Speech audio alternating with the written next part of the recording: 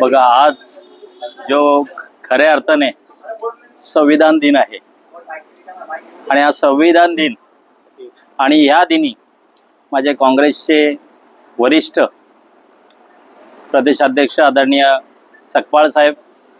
माझे गुरु आदरणीय संजयजी दत्तजी, त्याचप्रमाणे महाराष्ट्र प्रदेशचे प्रभारी माननीय राजनजी भोसले, महाराष्ट्र प्रदेशचे आमचे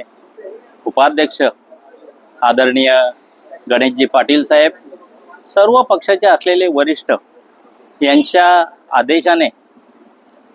काँग्रेस पक्ष बळकट करण्यासाठी आज जी माझ्यावर जबाबदारी दिलेली आहे कल्याण डोंबिवली शहर जिल्हाध्यक्षाची, ती निश्चितच माझ्यासारख्या एक बहुजन समाजातील एक छोट्या कार्यकर्त्याच्या वरती दाखवलेला विश्वास आहे आणि निश्चितच या वरिष्ठांनी जी माझ्यावर जबाबदारी दिलेली आहे, देशाचे आमचे नेते आदरणीय राहुलजी गांधी, आदरणीय सोनिया गांधी, आमचे देशाचे अध्यक्ष मल्लिकार्जुन खरगेजी, या सर्वांचा मी या ठिकाणी, त्याचप्रमाणे वेणुगोपालजी, सर्व आमचे वरिष्ठ, महाराष्ट्राचे वरिष्ठ चंद्रकांतजी आमचे हंडोरे साहेब आहेत, सर्व वरिष्ठांचा मी या ठिकाणी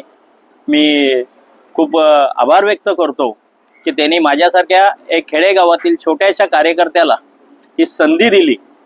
एक दलित वर्गाच्या बहुजन समाजातील एक छोट्या कार्यकर्त्याला या ठिकाणी कार्य करण्याची संधी दिली. मी निश्चितच त्या संधीचं सोनं करणार आहे.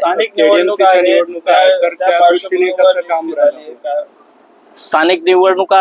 आणि माझ्यावर दिली जबाबदारी, निश्चितच